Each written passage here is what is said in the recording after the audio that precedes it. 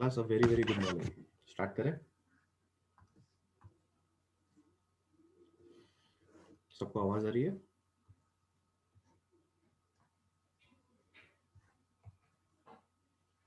चलिए बढ़िया।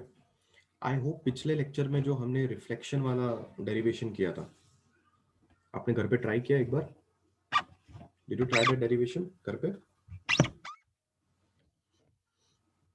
किसी का तो मेरे को मैसेज आया था टेक्स्ट बुक वाला करना है कि आपने जो पढ़ा है वो करना है। अरे दोनों सेम ही है।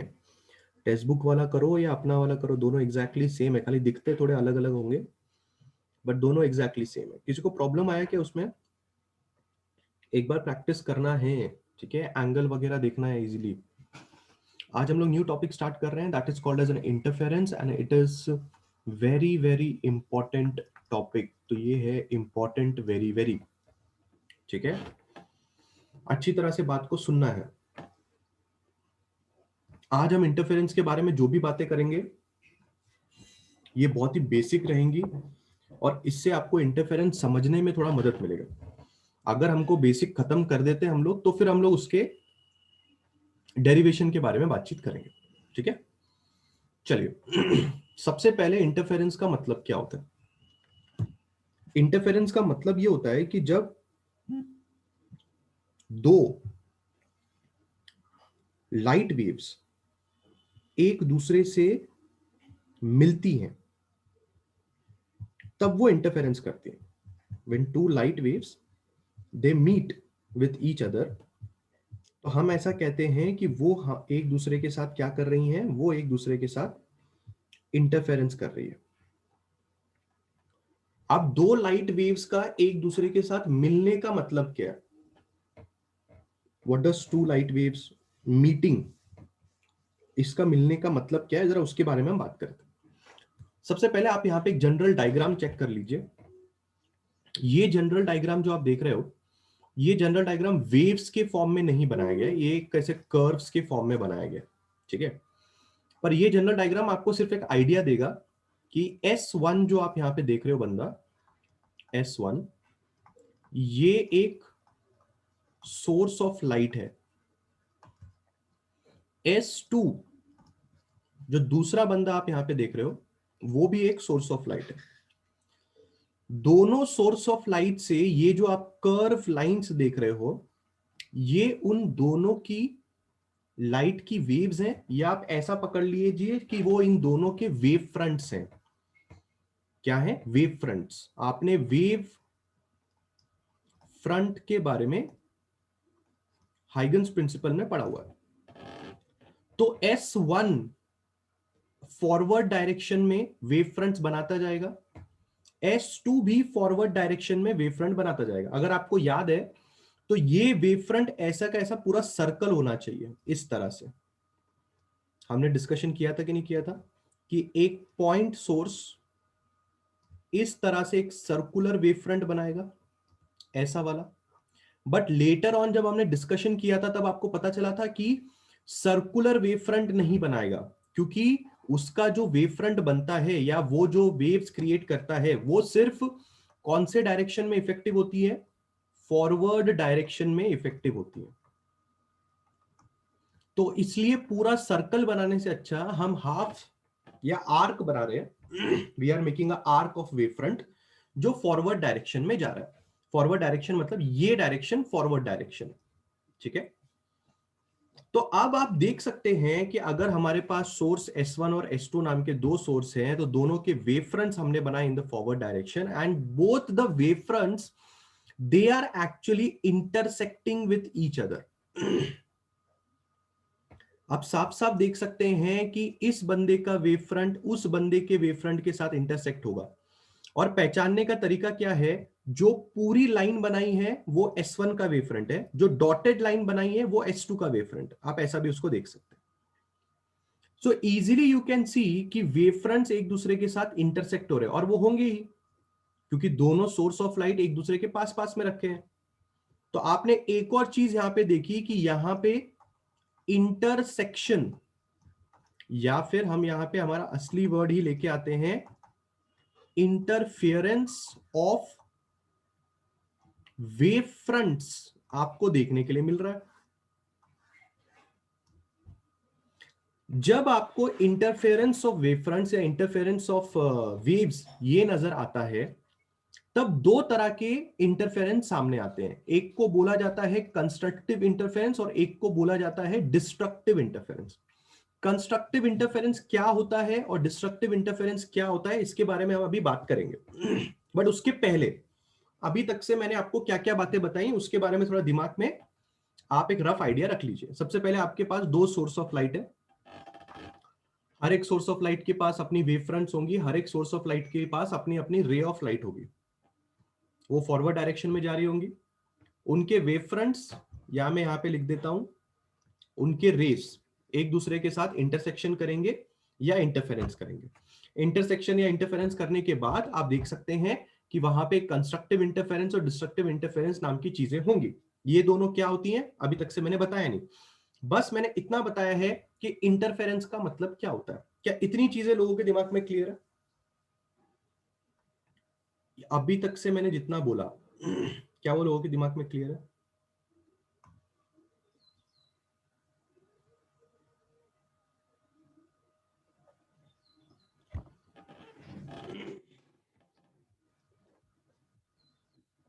Any doubt still now?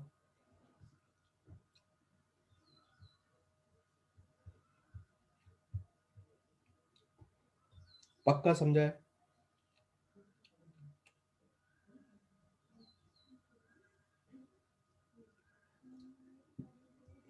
100%? हाँ ठीक है, बढ़िया।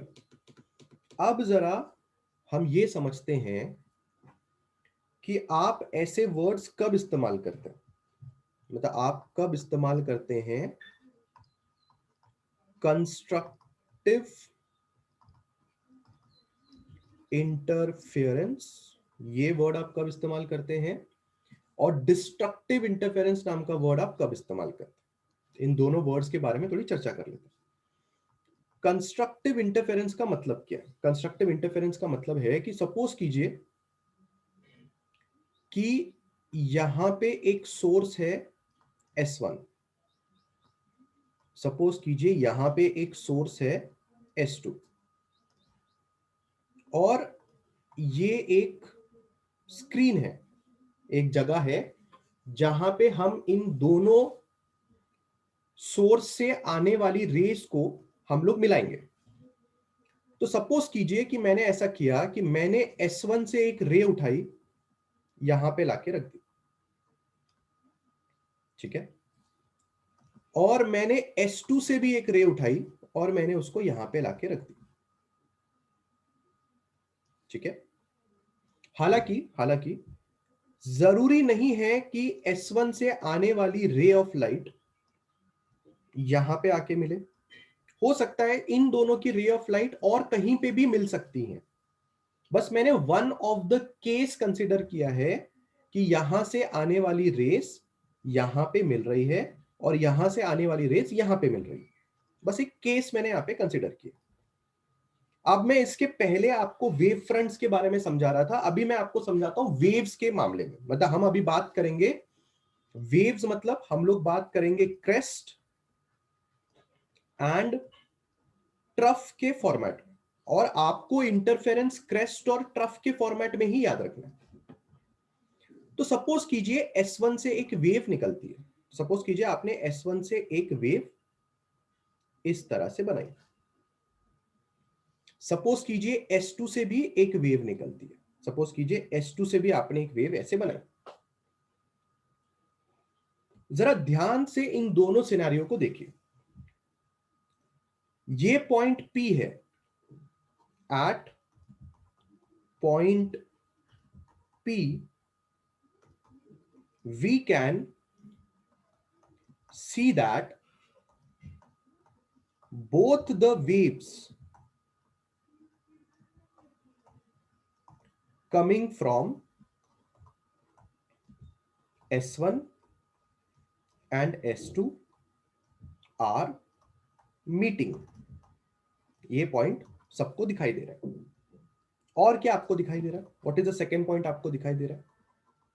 We can see that the crest of S1 and crest of S2. Crest of S1 and crest of S2 are meeting at P. क्या आप लोग भी ये देख सकते हो? प्लीज अंडरस्टैंड, ये जस्ट एक एग्जाम्पल है। इसको सीरियसली मतलब इसको ऐसे मत लेना कि हर बार ऐसे ही होगा, हर बार ऐसे होगा इसकी गारंटी नहीं है। मैं सिर्फ आपको कंस्ट्रक्टिव इंटरफेरेंस समझाने के लिए, कंस्ट्रक्टिव इंटरफेरेंस में ऐसा ही होगा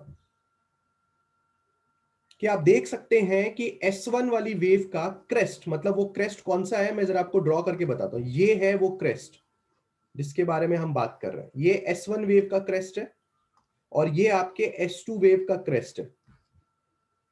क्रेस्ट ऑफ S2 जो ब्लू कलर में आप देख रहे हो, और क्रेस्ट ऑफ S1 जो आप येलो कलर में देख रहे हो,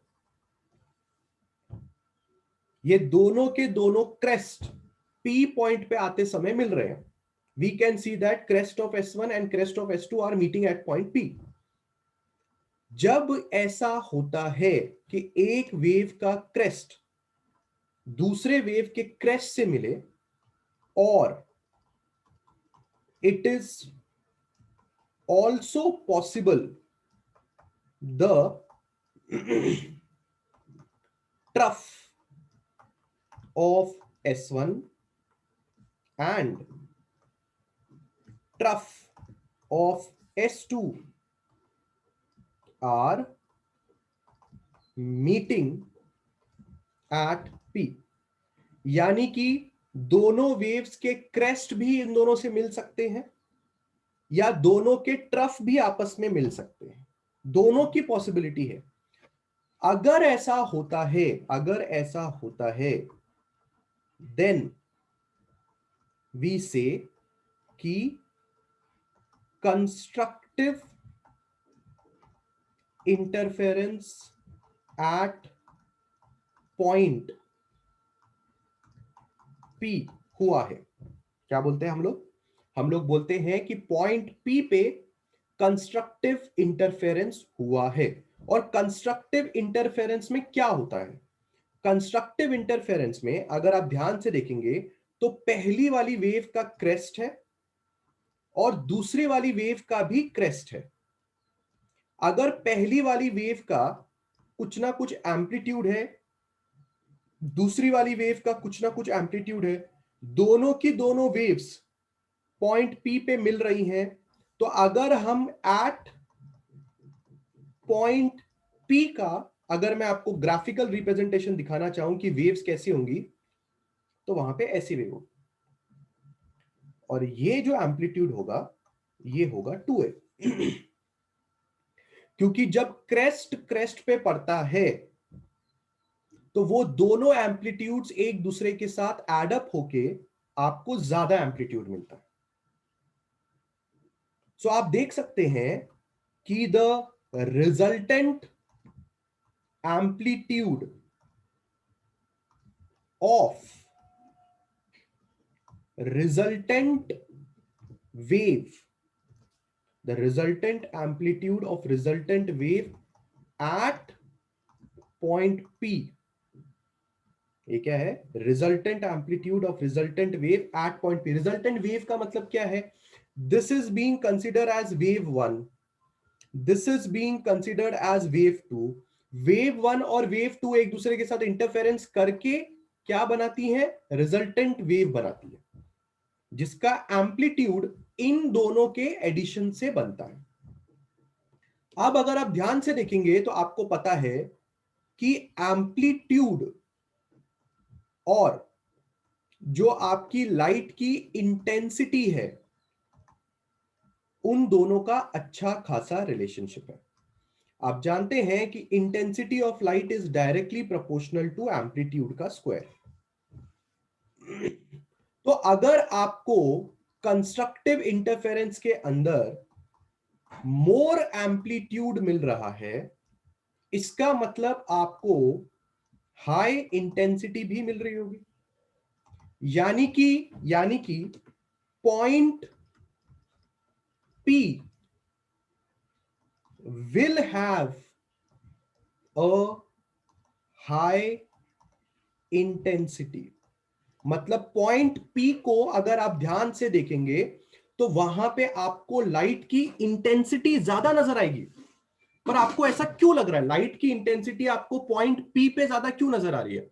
लाइट की इंटेंसिटी आपको पॉइंट P पे इसलिए नजर आ रही है ज्यादा क्योंकि वहां पे जो दोनों वेव्स मिली उनमें क्रेस्ट क्रेस्ट से मिला या ट्रफ ट्रफ से भी मिल सकता है, और दोनों ने एक दूसरे के एम्पलीट्यूड्स को वेक्टरली ऐड किया। याद रखिए यहां पे आप जब एम्पलीट्यूड ऐड करेंगे तो आपको वेक्टर एडिशन करना है।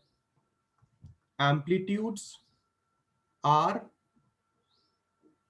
या एम्पलीट्यूड्स के लिए आप फॉलो करेंगे कौन सा एडिशन?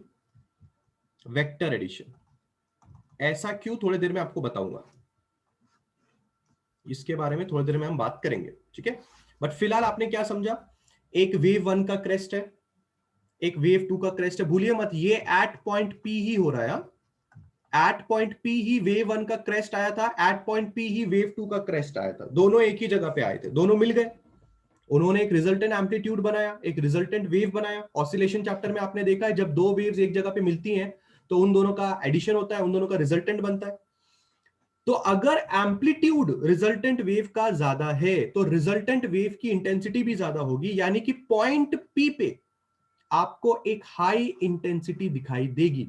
या फिर आप लिख सकते हो point P will have a bright spot या फिर बैंड। आपको पॉइंट P पे ब्राइट दिखेगा, वहां पे आपको कलर बहुत ब्राइट दिखेगा। ये कमाल है कंस्ट्रक्टिव इंटरफेरेंस का।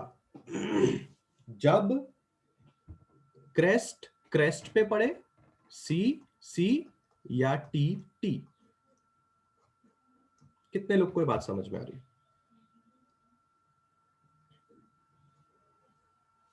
How many of you are understanding what is constructive interference? Come on, you have to give me a reply.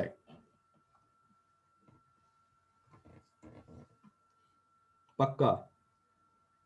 Any doubts?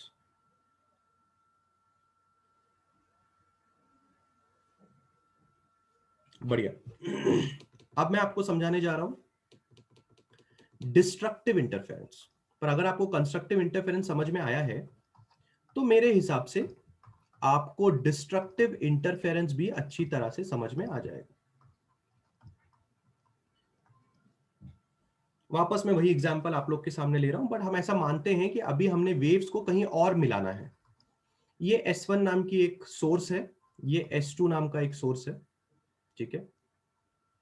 ये एक स्क्रीन है, व्हाइट कलर का पर्दा है, और अब हम ऐसे मान रहे हैं कि मैं S1 से लाने वाली वेव को यहां लाके रखता हूं और मैं S2 से लाने वाली वेव को भी वहीं पे लाके रखता हूं। पहले आपने देखा होगा कि मैंने यहां कहीं पे दोनों को मिलाया था, मतलब दोनों के सेंटर पे मिलाया था। अब मैं ऐसा नहीं कर रहा हूं, मैं कहीं और मिला रहा हूं। ऐसा मैं क्यों कर रहा हूं आगे भी आपको बताऊंगा, धीरे धीरे आपको चीजें समझ में आएंगी। फिलहाल खाली हमारा मुद्दा ये है कि हमें कंस्ट्रक्टिव और डिस्ट्रक्टिव इंटरफेरेंस के बारे में समझना, ठीक है। अब आप क्या करेंगे? अब आप वही अपना पुराना काम करने वाले हैं। आप S1 से एक वेव निकालें इस तरह से, आप देख सकते हैं इस पॉइंट P पे S1 वेव का क्रेस्ट आके हिट कर रहा है। अब आप S2 से भी एक वेव निकालें,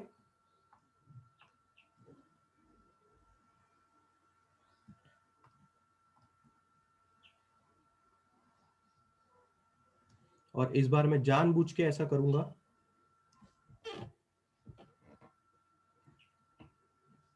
आपका ऑब्जर्वेशन क्या कहता है? बोलिए, आपका ऑब्जर्वेशन क्या कहता है? एट पॉइंट P आपका ऑब्जर्वेशन क्या कहता है? Crest of S1 is meeting मैं सादे सादे वर्ड यूज कर रहा हूं, मीटिंग जैसे वर्ड यूज कर रहा हूं, मैं इंटरफेयरिंग भी वर्ड यूज कर सकता हूं, पर मैं लिखते समय सादे सादे वर्ड यूज कर रहा हूं। Crest of S1 is meeting, meeting trough of S2।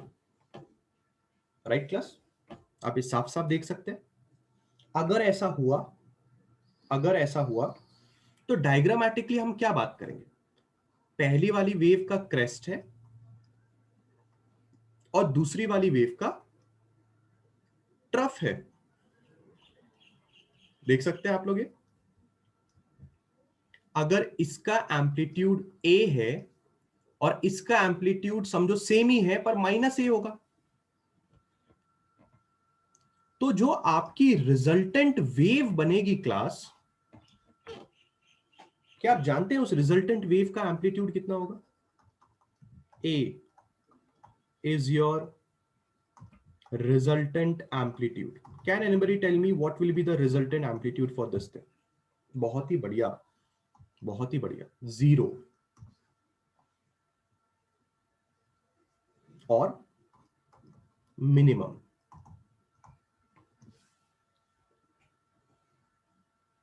इसलिए मैंने आपको कहा था please pay attention on vector addition. आपको वेक्टर एडिशन पे ध्यान देना। ये वेव नीचे जा रही है इसलिए माइनस एम्पलीट्यूड लिखा गया, ये वेव ऊपर की तरफ इसका क्रेस्ट है तो प्लस एम्पलीट्यूड लिखा गया। जब वेक्टर एडिशन में ध्यान दोगे तो डायरेक्शंस भी आप ध्यान में देते हो। यहाँ पे मैंने कुछ क्यों नहीं बनाया, कैसे बनाऊं?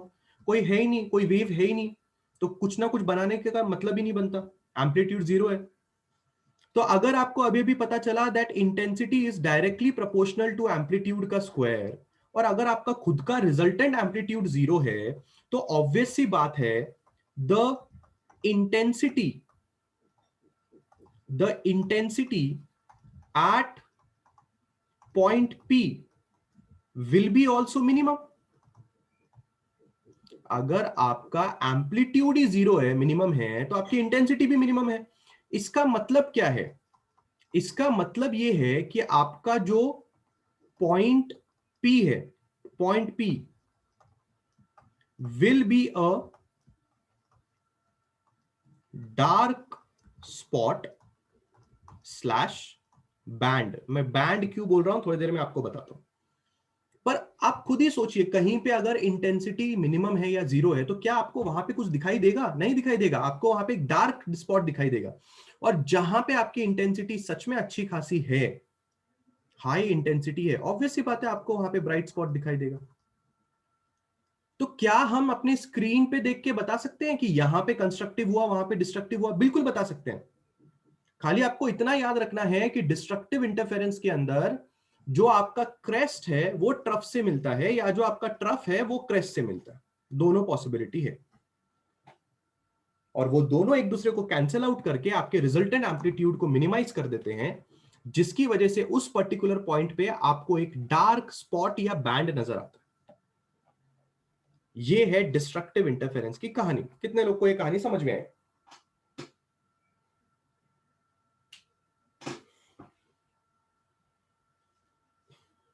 Any doubts in destructive interference and constructive interference?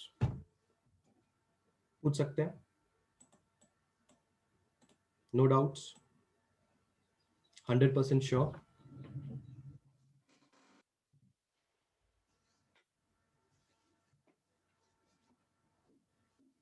ठीक है। अब क्या हुआ? अब इसी एक्सपेरिमेंट को एक साइंटिस्ट ने परफॉर्म किया, एक फिजिसिस्ट ने परफॉर्म किया। उनका नाम था यंग्स। ठीक है। तो जब उन्होंने ये एक्सपेरिमेंट परफॉर्म किया, कैसे किया देखते हैं।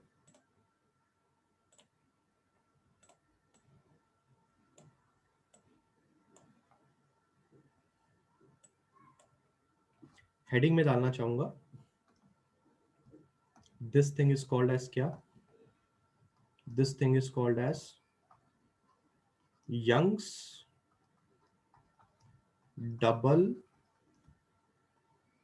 Slit experiment. बहुत ही फेमस एक्सपेरिमेंट है। जरा देखते हैं हम इसमें क्या कर रहे हैं, और इसमें बहुत सारी चीजें हमें सीखने को मिलेंगी।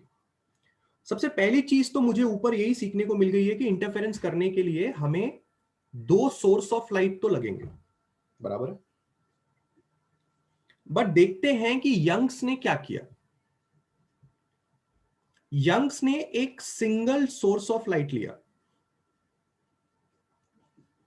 उस सिंगल सोर्स ऑफ लाइट को यंग्स ने एक लेंस से पास किया, जिससे आपको इस तरह की पैरेलल रेज ऑफ लाइट मिलना शुरू हो गई। फिर यंग्स ने उस पैरेलल रेज ऑफ लाइट के आगे एक कार्डबोर्ड का टुकड़ा लगाया, दिस इज अ कार्डबोर्ड, और उस कार्डबोर्ड के टुकड़े के अंदर उन्होंने दो होल्स कर दिए इस तरह से। ये जो दो होल हम कार्डबोर्ड के टुकड़े के अंदर करते हैं, इनको आप स्लिट बोलते हो, स्लिट।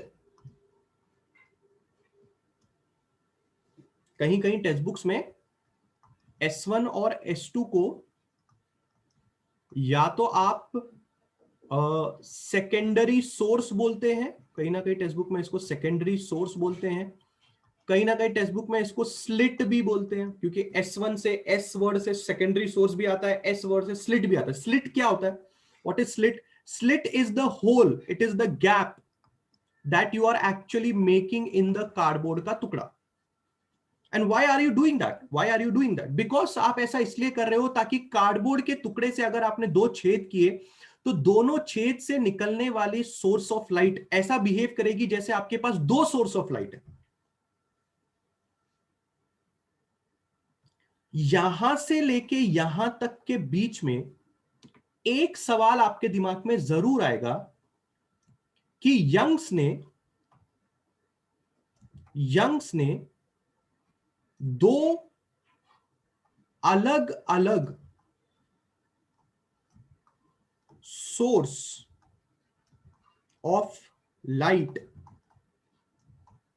क्यों नहीं लिए? ये पहला सवाल आपके दिमाग में आ सकता है। जैसे अभी मैंने आपको कंस्ट्रक्टिव इंटरफेरेंस, डिस्ट्रक्टिव इंटरफेरेंस दिखाया ऊपर, S1 एक सोर्स ऑफ लाइट था, S2 एक सोर्स ऑफ लाइट था, तो अलग अलग सोर्स ऑफ लाइट हो सकते हैं, शायद हमें पता नहीं क्या था, बस हमें इतना पता था कि दो सोर्स ऑफ लाइट है। पर अगर हम यहां पे यंग्स एक्सपेरिमेंट को ध्यान से देखें तो यंग्स एक्सपेरिमेंट ने ये जानबूझ के किया या उनके पीछे इसका कुछ लॉजिक था या क्या था, थोड़ी देर में हमको समझ में आएगा। बट फिलहाल हमें यह समझ में आ रहा है कि यंग्स ऐसा कर रहे हैं कि यंग्स के पास एक पेरेंट सोर्स है और उस पेरेंट सोर्स से उन्होंने S1 और S2 नाम के दो सोर्स बनाए, जिनको हम सेकेंडरी सोर्स का नाम देंगे। तो एक आसान बात में यह समझना है हम लोग को कि S1 और S2 दोनों एक ही सोर्स से डिराइव्ड हैं, जिसका नाम था S। अब ऐसा यंग्स ने क्यों किया, थोड़ी देर के बाद देखते हैं, पर पहले यंग्स एक्सपेरिमेंट देख लेते हैं ना। एक ही चीज, हर चीज में एक ही बारे में सब बता दूंगा तो आप भी कंफ्यूज हो जाओगे। बस मैं क्वेश्चन आप लोग के दिमाग में रख रहा हूं कि ऐसा ऐसा मुझे यहां पे नजर आता है और आपको भी नजर आ रहा होगा। फिर क्या हुआ? फिर आप देख सकते हैं कि दोनों सोर्सेस के वेव फ्रंट्स ने एक दूसरे के साथ इंटरफेरेंस करना शुरू कर दिया। यहां स्क्रीन पे आप देख सकते हो कहीं ना कहीं मैक्स लिखा हुआ है, कहीं ना कहीं मिनिमम लिखा है, फिर मैक्स लिखा है, फिर मिनिमम लिखा है, मिनिमम मैक्स मिनिमम। मेरी नॉलेज के हिसाब से शायद ये मुझे इंटेंसिटी के बारे में बताने की कोशिश कर रहा है। ये मुझे क्या बताने की कोशिश कर रहा है? इंटेंसिटी के बारे में बताने की कोशिश कर रहा है। तो मुझे एक चीज तो बहुत साफ साफ समझ में आ रही है, मुझे एक चीज जो साफ साफ समझ में आ रही है वो ये है कि अगर मैं ध्यान से देखूं तो यहां पे S1 नाम का सोर्स है, यहां पे S2 नाम का सोर्स है। S1 और S2 नाम के सोर्स के एग्जैक्टली सेंटर पार्ट पे अगर मैं जाऊं, देख सकते हो आप, ये एग्जैक्टली सेंटर पार्ट है S1 और S2 वेव का, वहां पे मुझे मैक्सिमम इंटेंसिटी मिलती है। इसलिए आप जो यहां पे डायग्राम देख रहे हो वो थोड़ा लाइट फेडेड कलर का दिख रहा है, आपको लाइट ग्रे कलर का दिख रहा है, वैसे यहां पे व्हाइट कलर होना चाहिए। उसके ऊपर अगर मैं जाता हूं तो यहां मिनिमम लिखा हुआ है, जहां पे मुझे डार्क कलर दिख रहा है, और उसके नीचे अगर मैं जाता हूं तो मुझे वापस एक मिनिमम दिख रहा है जहां डार्क कलर दिख रहा है। फिर अगर मैं थोड़ा ऊपर वापस जाता हूं तो मैक्सिमम दिख रहा है, फिर अगर मैं नीचे आता हूं तो मैक्सिमम दिख रहा है, फिर अगर मैं ऊपर जाता हूं तो मिनिमम दिख रहा है, फिर मैं नीचे आता हूं तो मिनिमम दिख रहा है। मतलब मुझे इतना तो पता है कि यहां पे एक पैटर्न फॉलो हो रहा है। सेंटर वाला ब्राइट है, उसके ऊपर के दोनों डार्क है, फिर वापस ब्राइट है, फिर वापस डार्क है, फिर वापस ब्राइट आएगा, फिर वापस डार्क आएगा। मतलब मुझे इतना तो समझ में आ रहा है कि यहां पे एक पैटर्न फॉलो हो रहा है। पर मेरा डाउट ये है कि ये पैटर्न आया कहां से? क्या इस पैटर्न के आने के पीछे भी कोई लॉजिक है? या मेरा डाउट ऐसा होना चाहिए कि जो सेंटर वाला पॉइंट है, मेरे दिमाग में डाउट ये आना चाहिए कि why the centre point slash point या बैंड।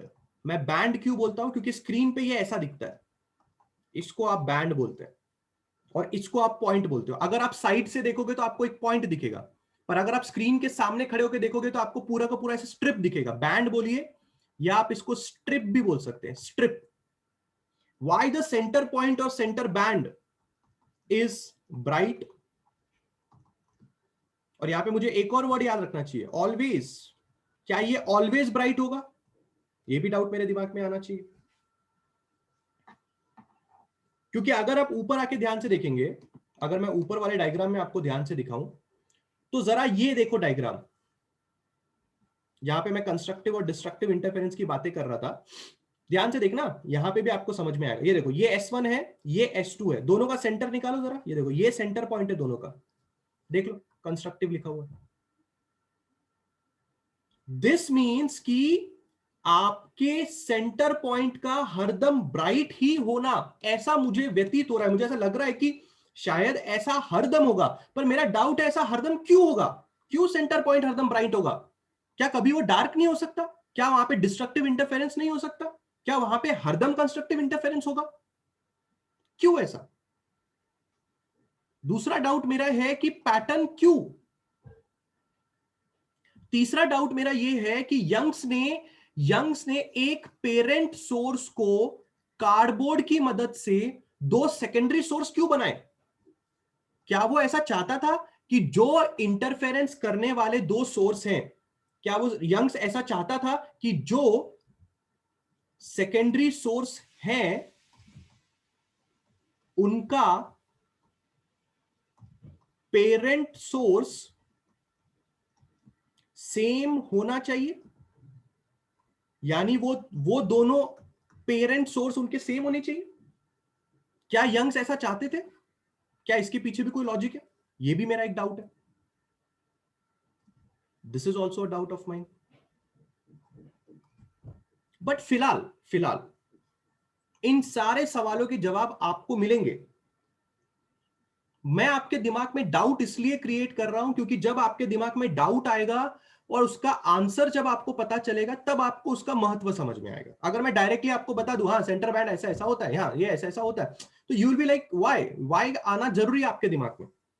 इसलिए मैं पहले क्वेश्चन आपके दिमाग में क्रिएट कर रहा हूं। और फिलहाल मुझे क्या पता चला?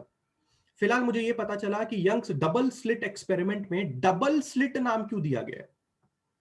क्योंकि कार्डबोर्ड में दो छेद किए जाते हैं, उन्हीं दो छेद को आप स्लिट बोलते हो। You call it as SLIT slit, SLIT slit, और you also call it as a hole, जो आपको यहां दिखाई दे रहा है। और वही स्लिट और वही होल से आपके सेकेंडरी सोर्सेस पैदा होते हैं। उनसे निकलने वाली रेज ऑफ लाइट को स्क्रीन पे फेंक के मारा जाता है। जब हम उनसे निकलने वाली रेज ऑफ लाइट को स्क्रीन पे फेंक के मारते हैं, तो स्क्रीन पे हम लोग को इस तरह का एक पैटर्न दिखता है, डार्क और ब्राइट बैंड का पैटर्न, डिस्ट्रक्टिव और कंस्ट्रक्टिव इंटरफेरेंस का पैटर्न। इसी को बोला जाता है इंटरफेरेंस। कितने लोग को बात समझ में आ रही है?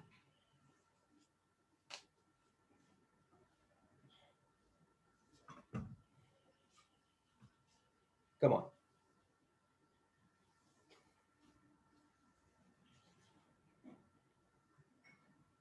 Any doubts you want to ask? Except the doubts what I have created.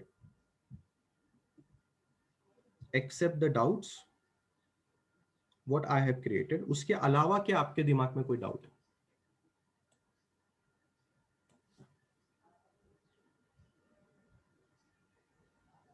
बड़े आगे।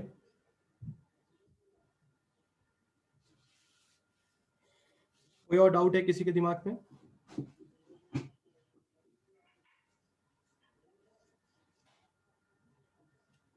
पक्का? Everything is clear? एस नाम का एक सोर्स है, एस को क्या बोलेंगे? What will you call S class? मेरे साथ साथ बोलो सब लोग, बोलो एस का नाम क्या है? एस का नाम स्लिट है। ये एस कौन है रे बाबा? ये एस कौन है? इसको मैंने एक नाम दिया है, क्या नाम दिया इसको मैंने? What do you call this S S? इसको मैंने पेरेंट सोर्स बोला है ना? तुम लोग सो तो नहीं रहे ना? I hope you are not sleeping. Parent source, parent source मतलब, पेरेंट सोर्स मतलब समझता है, माता पिता समझते हैं। हाँ, very good very good. S one S two क्या है बेटा? What are S one S two? Very good very good, secondary source. बढ़िया। एस वन एस टू क्या है? सेकेंडरी सोर्स है, या उनको अपन स्लिट भी बोल सकते हैं, बराबर। उनको अपन स्लिट भी बोल सकते हैं और एस वन एस टू को सेकेंडरी सोर्स भी बोल सकते हैं, ठीक है। अब क्या, एस वन एस टू से रेज ऑफ लाइट निकलती हैं, आपके स्क्रीन के ऊपर गिरती हैं, और स्क्रीन पे आपको bright dark bright dark bright dark bright dark का पैटर्न मिलना शुरू हो जाता है, ठीक है। तो जहां आपको ब्राइट मिल रहा है यानी कि वहां पे कंस्ट्रक्टिव इंटरफेरेंस हो रहा है, जहां पे आपको डार्क मिल रहा है वहां पे डिस्ट्रक्टिव इंटरफेरेंस हो रहा है। और सवाल हमारा यही है कि यहां पे ऐसा क्यों और वहां पे ऐसा क्यों, मतलब वी आर कंसिडरिंग कि व्हाई दिस इज हैपनिंग।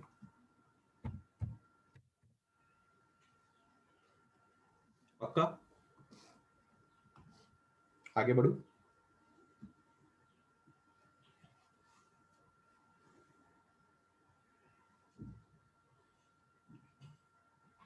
चलिए, बहुत ही बढ़िया। अब जो मैं आगे आपको समझाऊंगा, अगर आपने 1% भी अपना ध्यान यहां वहां किया तो आप मुसीबत में पड़ सकते हैं, ठीक है। और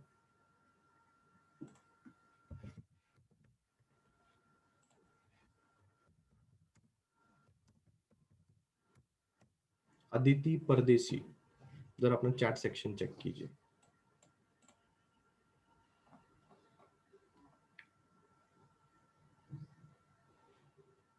और मुझे रिप्लाई कीजिए, या मैं माइक में सबके सामने बोलूं?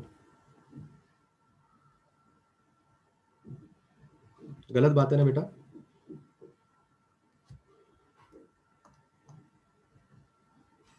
गलत बात है कि नहीं है?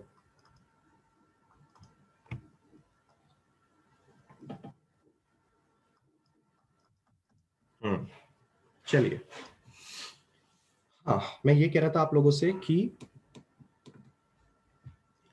अगला जो चीज मैं आप लोग को समझाने जा रहा हूं, अच्छी तरह से सुनना, समझना, ठीक है। पहला सवाल ये है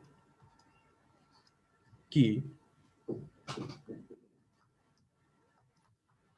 किसी जगह पे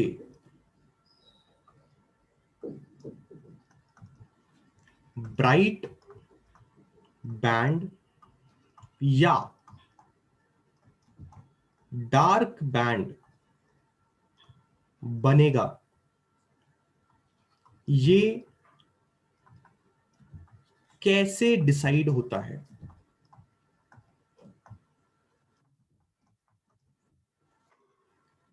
और और सेंटर बैंड हरदम ब्राइट ही क्यों होता है? यस यस चैतन्य। चैतन्य, चैतन्य नाम है ना आपका? क्या नाम है आपका? राज बोलूं कि चैतन्य बोलूं, क्या बोलूं? राज है कि क्या है मुझे नहीं पता। Raja Ram. Okay, I call you Chaitanya only. Chaitanya absolutely correct. Chaitanya ने एक बहुत अच्छी चीज याद दिलाई, शायद मैं वो भूल गया था, कि टेक्स्ट बुक में कभी ना कभी बैंड की जगह पे फ्रिंजेस भी लिखा होता है। फ्रिंजेस, है तो टेंशन में मत आ जाना, ठीक है? कि फ्रिंजेस का मतलब क्या है? वो जो आप स्ट्रिप्स देख रहे हैं ना, स्ट्रिप्स देख रहे हो ना, उसको आप बैंड भी बोल सकते हो, फ्रिंजेस भी बोल सकते हो, दोनों वैलिड है, ठीक है? हाँ, मैंने पहला सवाल आपसे ये लिखा कि किस जगह पे ब्राइट बैंड या डार्क बैंड बनेगा, ये कैसे डिसाइड होता है।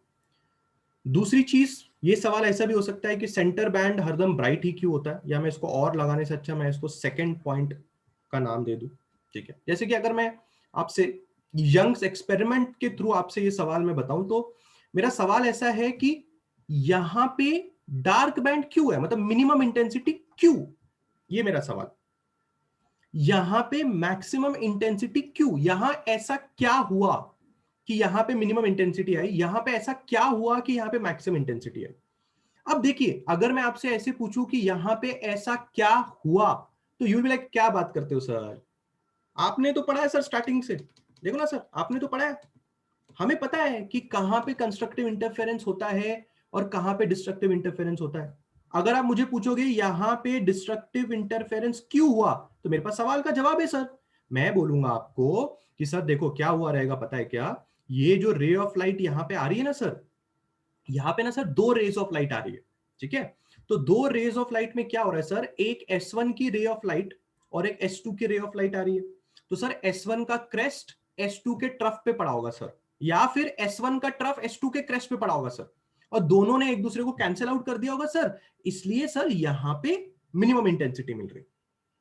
और सर आपको पता है यहां पे मैक्सिमम इंटेंसिटी क्यों मिल रही है सर, यहां पे S1 का क्रेस्ट S2 के क्रेस्ट से मिला होगा, और यहां पे S1 का ट्रफ S2 के ट्रफ से मिला हो, ऐसा भी हो सकता है सर, इसलिए सर यहां मिनिमम यहां मैक्सिमम। बट मेरा सवाल ये है कि यहां पे क्रेस्ट ट्रफ पे या ट्रफ क्रेस्ट पे यहीं पे क्यों गिरा। मुझे पता है कि क्रेस्ट ट्रफ पे गिरता है या ट्रफ क्रेस्ट पे गिरता है तो डिस्ट्रक्टिव इंटरफेरेंस होता है, ये मुझे भी पता है, तुम्हें भी पता है। पर मेरा सवाल ये है कि वहीं पे ऐसा क्यों हुआ, वहां पे ऐसा क्यों नहीं हुआ कि क्रेस्ट क्रेस्ट पे गिर गया और ट्रफ ट्रफ पे गिर गया। इसलिए मैंने लिखा है किसी भी किसी जगह पे ब्राइट बैंड या डार्क बैंड बनेगा, ये कैसे डिसाइड होता है, हाउ इज इट डिसाइडेड कि यहां पे ही क्रेस्ट क्रेस्ट पे गिरेगा, यहां पे ही ट्रफ ट्रफ पे गिरेगा। क्योंकि मैं ये सवाल इसलिए आपसे बार बार पूछ रहा हूं क्योंकि आप नोटिस कर सकते हो कि यहां पे एक पैटर्न फॉलो हो रहा है। अगर कहीं पे एक पैटर्न फॉलो होता है, इसका मतलब उस पैटर्न के पीछे कुछ ना कुछ तो लॉजिक है, तभी तो ये पैटर्न बन रहा है। मिनिमम क्यों आना ये तुम्हें पता है, पर मिनिमम यही आना, यहीं पे मिनिमम क्यों आया, ये सवाल का जवाब हमें चाहिए। कितने लोग को मेरा सवाल समझ में आ रहा है? How many of your understanding my question? I am not asking यहां पे ब्राइट बैंड क्यों बना, यहां पे डार्क बैंड क्यों बना, तुम्हें बहुत अच्छे से पता है यहां पे ब्राइट क्यों बना, यहां पे डार्क क्यों बना, पता है कि नहीं पता है तुम लोग को? डू यू पीपल नो यहां पे ब्राइट क्यों बना, यहां पे डार्क डार्क क्यों बना? तुम्हें पता है कि नहीं पता है? ब्राइट बनने के लिए क्या चाहिए, क्रेस्ट क्रेस्ट पे पड़ना चाहिए, ट्रफ ट्रफ पे पड़ना चाहिए। और डार्क बनने के लिए क्या चाहिए, क्रेस्ट ट्रफ पे या ट्रफ क्रेस्ट पे। You know this answer, but my question is यहीं पे ब्राइट बैंड क्यों, यहीं पे डार्क बैंड क्यों? माई क्वेश्चन इज यहीं पे क्रेस्ट पे क्रेस्ट क्यों, ट्रफ पे ट्रफ क्यों? माई क्वेश्चन इज यहीं पे क्रेस्ट पे ट्रफ या ट्रेस्ट पे ट्रफ क्रेस्ट क्यों? मेरा डाउट है यहां पे कुछ और क्यों नहीं? These are my doubts and these should be your doubts, because अगर आपको ये डाउट समझ में आते हैं तो ही आपको ये इंटरफेरेंस का असली मजा समझ में आएगा। चलो मैं आपके एक डाउट को एक बेसिक अंदाज में क्लियर करता हूं, बिल्कुल सब लोग का ध्यान यहां पे होना चाहिए। डाउट्स आपके सामने मैंने पेश कर दिए हैं, सबका ध्यान 100% यहां पे होना चाहिए। सपोज कीजिए आपके पास एक सोर्स है यहां पे, आपके पास एक सोर्स है यहां पे, ठीक है। इस सोर्स का नाम है S1, इस सोर्स का नाम है S2,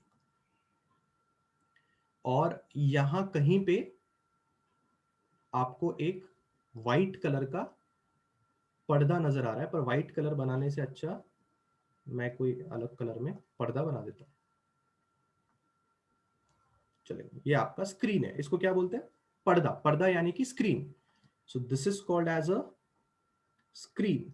स्क्रीन एक ऐसी चीज होती है जिसके ऊपर आपको डार्क और ब्राइट बैंड देखने के लिए मिलते हैं, ठीक है। S1 वाले भाई साहब S2 वाले भाई साहब से बात कर रहे हैं। S1 वाले भाई साहब S2 वाले भाई साहब को बोलते हैं हाय, वो बोलता है यस हेलो जी, हाउ आर यू। बोले आप हमारे नेबर हैं, बोले यस हम आपके नेबर हैं। पर S1 S2 बोलते हैं एक दूसरे को, अरे आपको पता है आप और आपके और मेरे बीच में कॉमन क्या चीज है? बोले क्या? बोले हमारे कॉमन चीज ये है कि हम एक ही सोर्स से डिराइव हुए हैं। बोलते हाँ यार हमारे बीच में ये तो बहुत ही बढ़िया काम होता है ना। वो बोलते हैं आप भी ये पर्टिकुलर गांव से रहते हैं, हम भी ये पर्टिकुलर गांव से रहते हैं। अरे वाह वाह वाह, मजा आ गया, है ना? ऐसा होता है ना, वैसे वैसे ये लोग बात कर। अब S1 वाले भाई साहब S2 वाले भाई साहब से बोलते हैं और जी आज प्लानिंग क्या है? तो बोले क्या है यार, हम सोर्स की जिंदगी क्या है, बस लाइट रेस फेंकते रहो। बोले अच्छा जी। बोले कहाँ फेंकनी है आज लाइट? तो बोले हम वो सामने स्क्रीन दिख रहा है आपको? बोले हाँ हम वहां लाइट फेंक रहे हैं। तो S1 बोलते अरे यार कमाल हो गया यार, मैं भी उसी स्क्रीन की तरफ लाइट भेज रहा हूँ। बोले अच्छा। फिर S1 S2 बोलते अरे वो एक्चुअली आपको पता है ना, हम सोर्स फॉरवर्ड डायरेक्शन में लाइट भेजते हैं, तो फॉरवर्ड डायरेक्शन में उन्होंने स्क्रीन रख दी, तो अब हम स्क्रीन पे लाइट भेजेंगे। बोले ठीक है बहुत बढ़िया। तो S1 S2 से पूछते हैं कि तुम कौन कौन सी दिशा में लाइट भेजोगे? तो वो बोला हम फॉरवर्ड दिशा में जहां था वहां भेजेंगे। बोले क्या बात कर रहे हो? बोले हाँ। बोले सीधा, ऐसा, वैसा, ऐसा, इधर इधर इधर, सब जगह हम लाइट रेस भेजेंगे, ऐसा ऐसा ऐसा ऐसा, सब जगह भेजेंगे। तो फिर S1 S2 को बोलता है यार अगर तुम सब जगह भेजोगे मैं भी सब जगह भेजूंगा तो यार तेरी और मेरी लाइट रेस यार थोड़ा इंटरफेयर करेंगी। तो S1 S2 बोलते हैं अरे यार वो तो जिंदगी में होता ही है, इंटरफेरेंस तो होना ही है हम दोनों के बीच में। बोले यार वेरी गुड। तो फिर S1 S2 बोलते चलो एक काम करते हैं, आपके और मेरे बीच में एक डिस्टेंस है। तो उन्होंने कहा हाँ यार आपके और मेरे बीच में गैप तो जरूर है, बिल्कुल सही है, ठीक है। इस गैप को हम आज से छोटा डी बोलेंगे। क्या बोलेंगे? छोटा डी। छोटा डी क्या है? Distance between S1 and S2। बोले यार बहुत बढ़िया यार, बहुत बढ़िया, मजा आ गया मजा आ गया, हम दोनों के बीच में स्मॉल डी का गैप है, बहुत बढ़िया मजा आ गया। फिर बोल देखो देखो हमारे से स्क्रीन की दूरी कुछ है। उन्होंने कहा हाँ हाँ हाँ, उसको अपन कैपिटल डी बोलेंगे।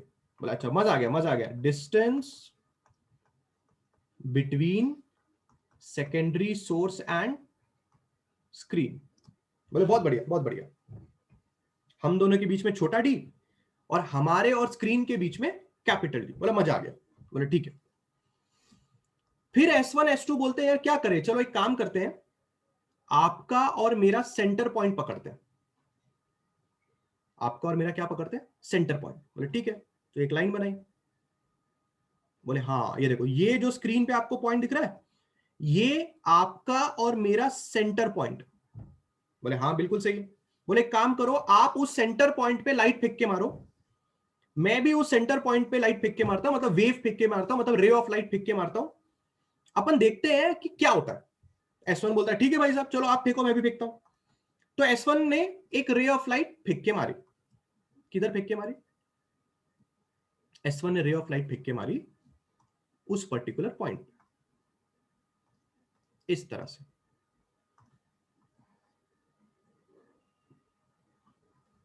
बहुत ही बढ़िया। S1 ने बोला भाई साहब हमने फेंक के मार दिया, आपकी बारी है। बोले हाँ मार रहे, बिल्कुल मार रहे। ये लिया, S2 ने एक रे ऑफ लाइट फेंक के मारी उस पॉइंट। जैसे ही S1 ने एक रे ऑफ लाइट फेंक के मारी वहां पे और S2 ने एक रे ऑफ लाइट फेंक के मारी यहां पे, तो दोनों ने ये ऑब्जर्व किया कि यहां एक ब्राइट स्पॉट दिखाई दे रहा है, एक ब्राइट बैंड दिखाई दे रहा है, एक ब्राइट फ्रिंज दिखाई दे रहा है। S1 S2 हो गए परेशान, बोले अरे ऐसा कैसे हो रहा है। तो S1 और S2 ने दिमाग लगाया। S1 और S2 ने बोला एक काम करते हैं, उस पर्टिकुलर पॉइंट को अपन लोग सी पॉइंट बोलते हैं, इसको अपन क्या बोलते हैं, सी पॉइंट, ठीक है, या फिर पी पॉइंट। जैसे हर बार की तरह पी बोलते हैं, इसको अपन पी पॉइंट बोलेंगे। S1 ने S2 से क्या कहा, क्या तुमने एक बात नोटिस की है। उसने बोला क्या। देखो S1 से लेके P तक का जो डिस्टेंस है और S2 से लेके P तक का जो डिस्टेंस है वो दोनों बराबर है। S2 ने कहा हाँ यार मैंने तो ये सोचा ही नहीं था, क्योंकि देखो हम लोग एक ऐसा ट्रायंगल बना रहे हैं जिस ट्रायंगल में ऑब्वियसली तुम्हारा डिस्टेंस P पॉइंट तक और मेरा डिस्टेंस P पॉइंट तक एग्जैक्टली सेम होगा, क्योंकि वो P पॉइंट हम दोनों के सेंटर पे है। और S1 S2 ने 8वीं 9वीं क्लास में थोड़ी बहुत ज्योमेट्री पढ़ी थी, तो उसको समझ में आया कि मेरे रे ने जो डिस्टेंस ट्रैवल किया है तुम्हारी रे ने भी उतना ही डिस्टेंस ट्रैवल किया है। उसने कहा हाँ यार बिल्कुल सही कह रहे हो, बिल्कुल सही कह रहे हो। पर S2 ने S1 से सवाल पूछा तो क्या हो गया, अगर तुम्हारी रे ने भी सेम डिस्टेंस ट्रैवल किया है और मेरी रे ने भी सेम डिस्टेंस ट्रैवल किया है। चैतन्य ऐसा नहीं है बेटा, चैतन्य whatever you are writing in the chat section is absolutely wrong बेटा, ठीक है। इंटेंसिटी और स्पीड एक्चुअली सेम नहीं होती। दूसरा, इंटेंसिटी का यहां पे ब्राइट बैंड बनने से कोई लेना देना नहीं है। Understood Chaitanya? I want you to pay attention here, ठीक है। You are writing about intensity, अपने सेकंड थर्ड बार आपने चैट सेक्शन में लिखा, गलत लिख रहे हो। मतलब आपके पास जो नॉलेज है वो गलत है, या तो जिसने आपको आपने जहां से पढ़ा है या सीखा है वो गलत है, ठीक है। इसलिए I want you to pay attention here, ठीक है Chaitanya? Okay okay, everybody pay attention here, everybody pay attention here. सबसे पहली बात, क्या आप इस बात पे एग्री करते हैं S1P is equal to S2P? कितने लोग इस बात पे यकीन करते हैं? बस एक सवाल है मेरा, S1P is equal to S2P, कितने लोग इस बात पे यकीन करते हैं? How many of you agree to this statement that S1P is equal to S2P? Come on.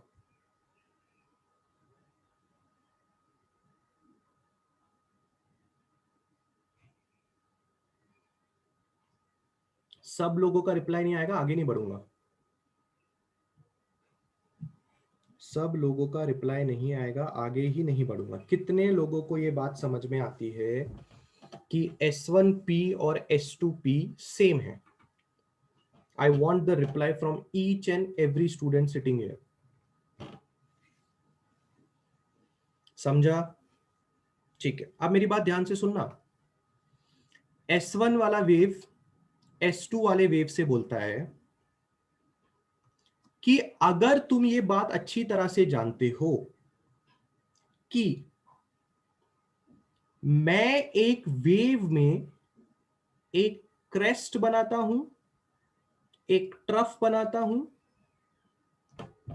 तो S2 ने बोला हाँ मैं भी क्रेस्ट बनाता हूं, मैं भी ट्रफ बनाता हूं। तो S1 ने S2 से कहा कि अगर अगर हम दोनों सेम डिस्टेंस ट्रैवल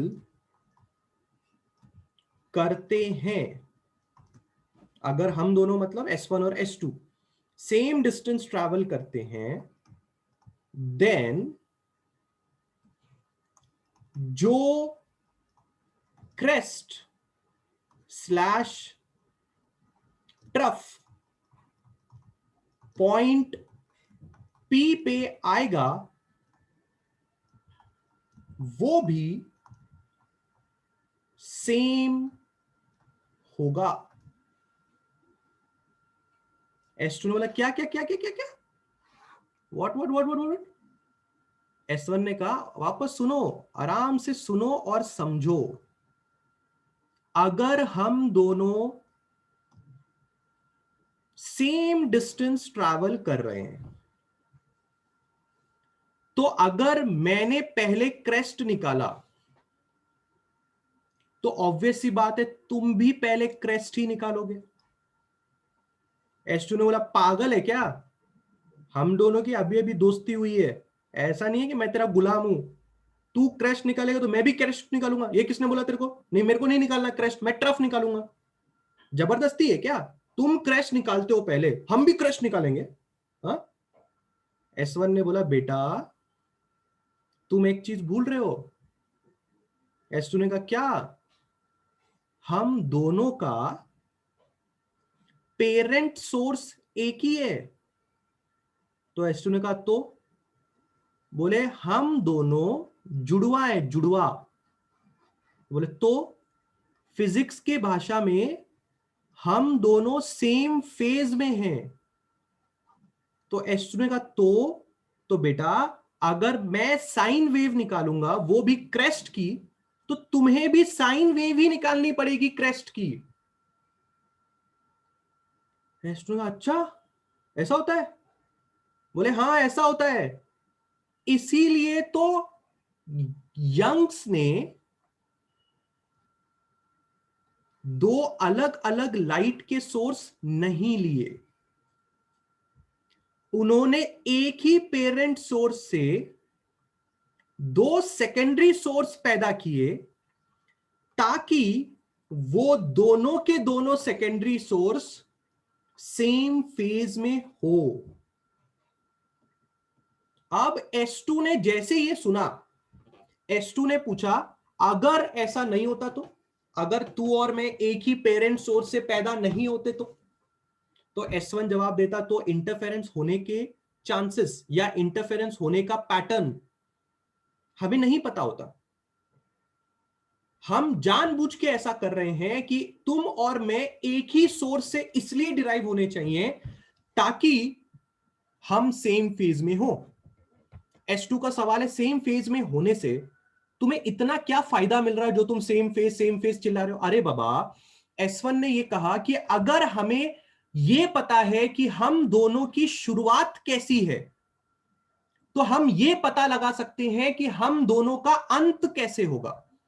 अगर हमें यही नहीं पता कि हम दोनों की शुरुआत कैसी है, तो अंत के बारे में अंदाजा लगाना मुश्किल हो जाएगा।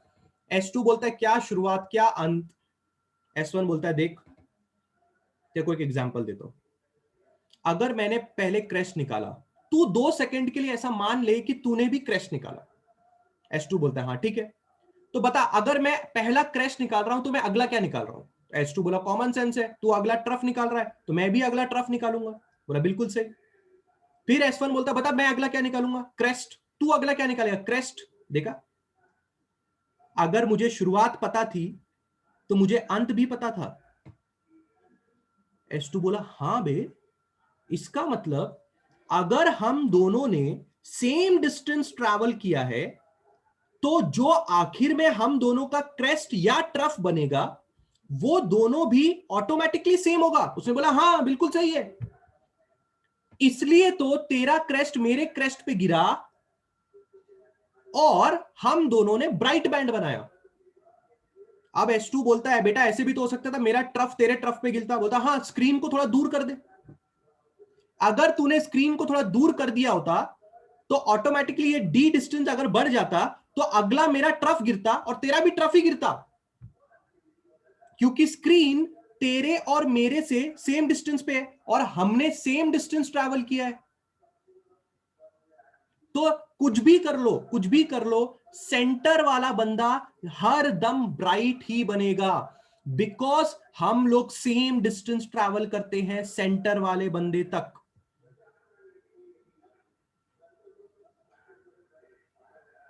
S1 S2 को बोलता है तेरे को एक नया टर्म इंट्रोड्यूस करता हूं। बोला क्या? नया टर्म है पाथ डिफरेंस, जिसको हम बोलेंगे डेल्टा एक्स, और जो होगा S1P माइनस S2P, जो तेरे मेरे केस में 0 आ रहा है। S2 बोला क्या क्या क्या पाथ डिफरेंस क्या होता है? पाथ डिफरेंस मतलब तेरे और मेरे बीच में डिस्टेंस का कितना फर्क है, उसको पाथ डिफरेंस बोलते हैं, जिसको अपन डेल्टा एक्स से डिनोट करेंगे। उसने बोला अच्छा ठीक है, तो पाथ डिफरेंस कैसे निकालेंगे? तूने कितना पाथ ट्रेवल किया S2P, मैंने कितना पाथ ट्रेवल किया S1P। पाथ डिफरेंस मतलब दोनों को माइनस करके आंसर कितना आ रहा है। बोले अच्छा हाँ, तो अगर तूने जितना डिस्टेंस ट्रैवल किया, मैंने जितना डिस्टेंस ट्रैवल किया, अगर उन दोनों सेम है तो ऑटोमेटिकली हमारा पाथ डिफरेंस 0 आएगा। उसने कहा हाँ, और अगर हमारा पाथ डिफरेंस 0 आएगा तो समझ जाना कि वो ब्राइट बैंड ही बनेगा। अब ये सुनने के बाद S2 के दिमाग में आया सवाल। S2 बोला ऐसा भी तो हो सकता है कि delta x not equal to 0 हो जाए। S2 बोला ऐसा भी तो हो सकता है कि डेल्टा एक्स की कुछ और वैल्यू हो, तब क्या? S1 ने S2 को बोला बेटा पहले तू ये तो खुद को समझा ले कि यहां पे ब्राइट बैंड क्यों बना सेंटर पे, है ना? पहले एक एक चीज तो तेरे दिमाग में क्लियर कर, बाकी सब चीज धीरे धीरे क्लियर करेंगे ना। पहले खुद को ये तो समझा कि सेंटर वाला बैंड हरदम ब्राइट बैंड ही क्यों होता है। पहले खुद को इस सवाल का जवाब तो दे दे। सेकंड सवाल, सेंटर बैंड हरदम ब्राइट बैंड ही क्यों होता है, पहले इसका सवाल तो दे दे, इस सवाल का जवाब तो खुद को दे दे। S2 बोला भाई मेरे को तो समझ में आया भाई कि सेंटर वाला बैंड ब्राइट बैंड क्यों होता है। तो S1 ने बोला अगर तो किसी दुनिया में किसी इंसान ने पूछा बता सेंटर वाला बैंड ब्राइट बैंड क्यों होता है, तो उसको टेक्निकल लैंग्वेज में कैसे समझाएगा? वो उसको बोलेगा कि देख भाई सेंटर बैंड के लिए पाथ डिफरेंस 0 है, मैं उसको ऐसा बोलूंगा। अगर किसी ने मुझे पूछा पाथ डिफरेंस क्या होता है, तो मैं उसको बताऊंगा मैं जितना डिस्टेंस ट्रैवल करता हूं, S1 जितना डिस्टेंस ट्रैवल करता है, उसको माइनस करके जो आंसर आता है उसको पाथ डिफरेंस बोलते हैं हम लोग। तो अगर हम दोनों के बीच का पाथ डिफरेंस 0 है तो हरदम ब्राइट बैंड ही बनेगा, हम ऐसा लोगों को बताएंगे। पर अगर फिर भी लोगों को नहीं समझा, फिर भी अगर लोगों को नहीं समझा, तो मैं उनको ये डायग्राम बना के समझा दूंगा। मैं उनको बोलूंगा देख भाई मेरा पहला क्रेस्ट, तेरा फिर ट्रफ, फिर क्रेस्ट, फिर ट्रफ, देख ले दोनों का क्रेस्ट बन रहा है। और मैं लोगों को एक और बात जरूर समझाऊंगा कि ये होना अनिवार्य है कि हम दोनों एक ही पेरेंट सोर्स से डिराइव होने चाहिए। ऐसा इसलिए क्योंकि अगर हम दोनों एक ही पेरेंट सोर्स से डिराइव्ड हैं तो हम दोनों सेम फेज में होंगे, और अगर हम सेम फेज में हुए तो हमें स्टार्ट पता है, और अगर तुम्हें स्टार्ट पता है तो तुम एंड का अंदाजा इजीली लगा सकते हो। अगर तुम्हें यही नहीं पता कि दोनों के दोनों सोर्स जो तुमने इंटरफेरेंस के लिए चूज किए हैं उन दोनों के बीच का फेज कैसा है, तो तुम अंत के बारे में कैसा अंदाजा लगाओगे? इसलिए यंग्स डबल स्प्लिट एक्सपेरिमेंट में यंग्स ने एक सिंगल सोर्स लिया, कार्डबोर्ड का टुकड़ा लगाया, दोनों के बीच में स्लिट बनाया और वहां से दो नए सोर्स पैदा किए, जिन दोनों नए सोर्स का पेरेंट सोर्स एक ही था, ताकि वो सेम फेज में रहें। मतलब अगर S1 का क्रेस्ट निकलेगा तो S2 का भी क्रेस्ट ही निकलेगा। मैं और बड़बड़ करूं कि तुम्हें कुछ समझा?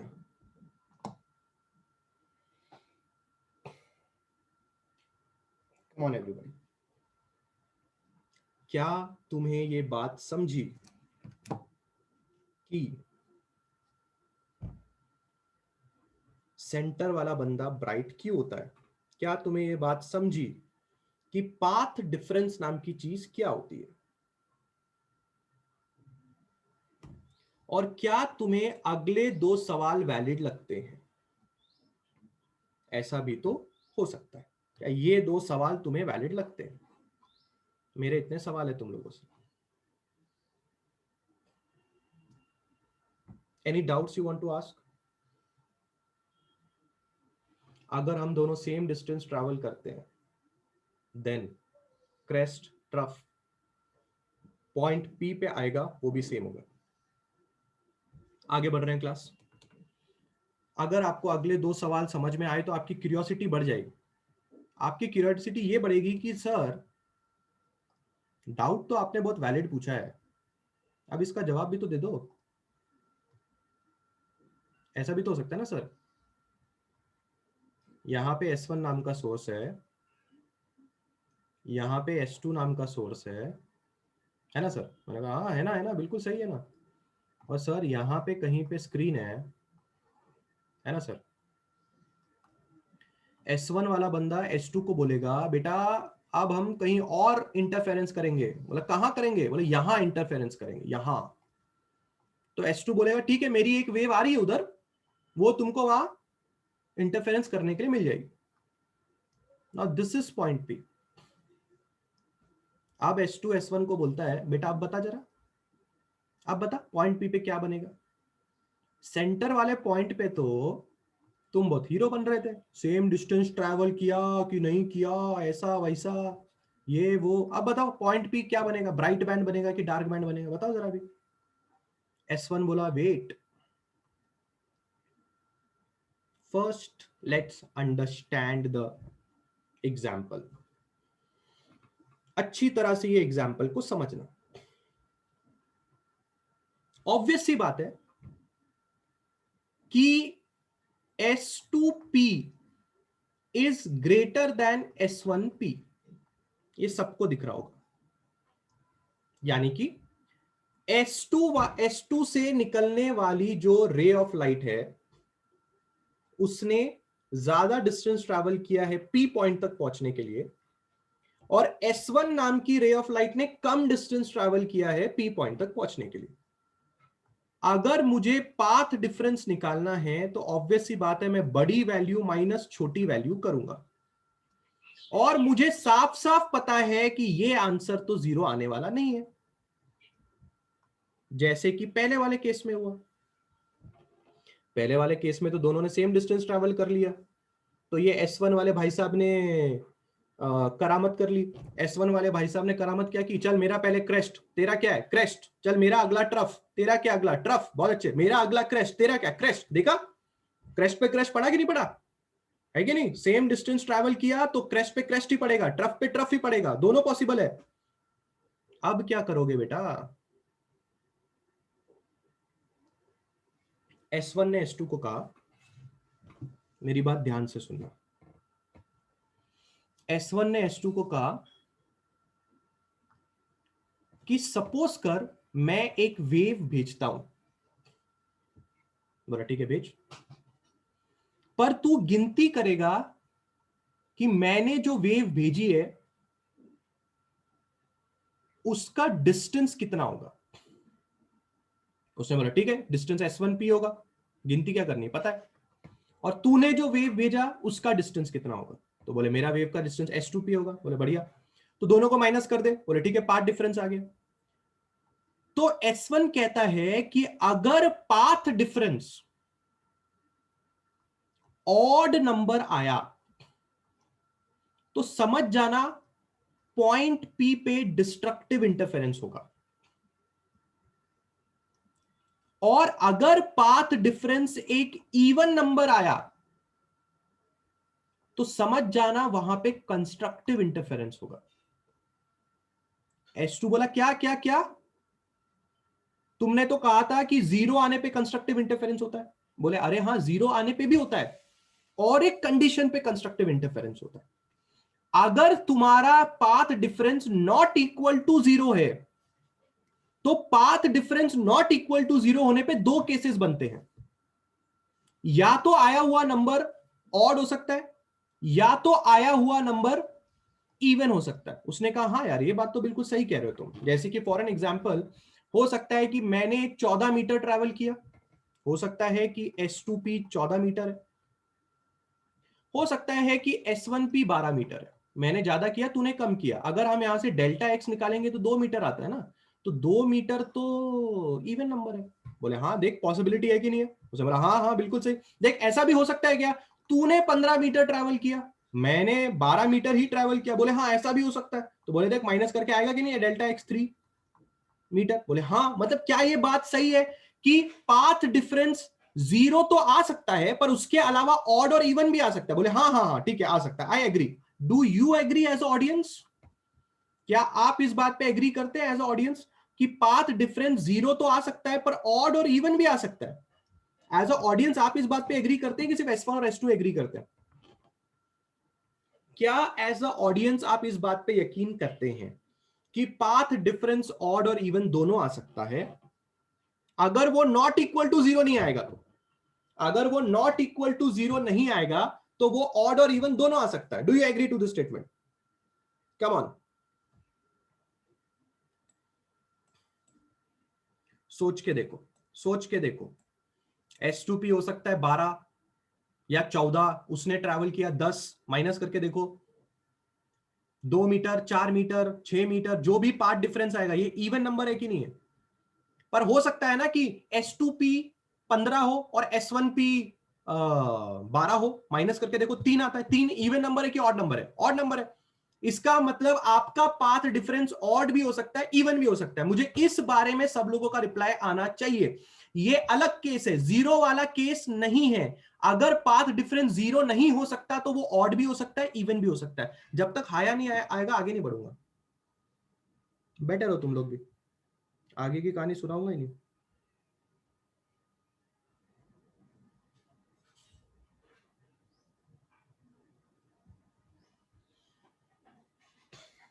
किसी को डाउट? पक्का? No doubts? बढ़िया बढ़िया। Now pay attention, now pay attention. S1 ने S2 से क्या कहा? S1 ने S2 से कहा कि अगर तेरे मेरे बीच में पाथ डिफरेंस ऑड है, ऑड, तो डिस्ट्रक्टिव इंटरफेरेंस होगा यहां पे।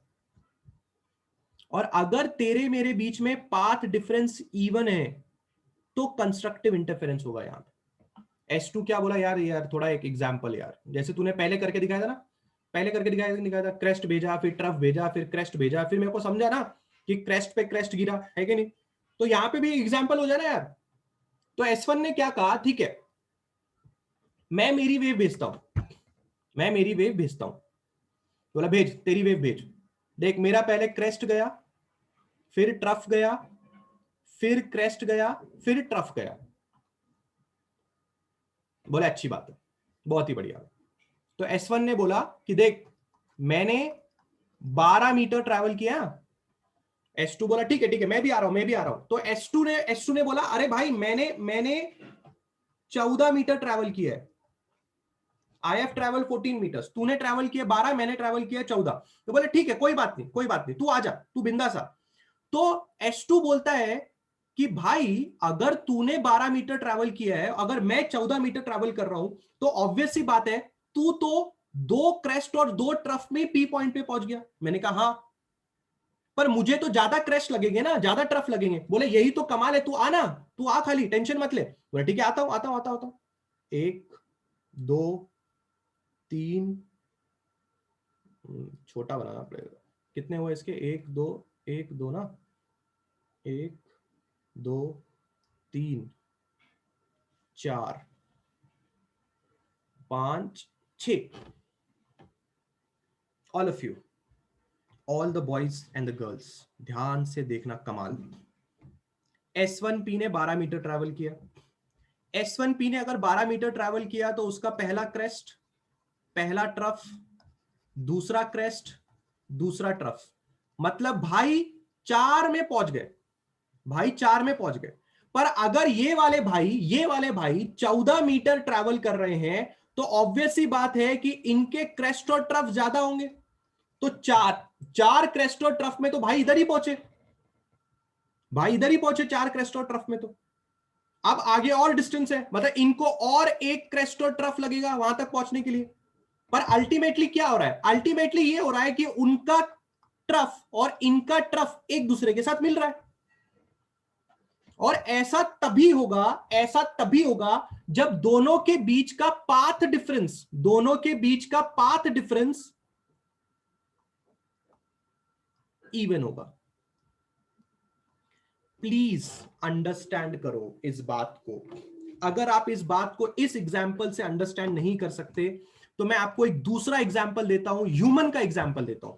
आपको मैं एक ह्यूमन का एग्जाम्पल देता हूं। ये एक लड़का यहां खड़ा है, ये दूसरा लड़का यहां खड़ा है, ठीक है। इन दोनों लड़कों को इस पर्टिकुलर पॉइंट पे जाना है। ये लड़का पहले अपना राइट पाव आगे करेगा, ये लड़का भी अपना राइट पाव आगे करेगा, ठीक है।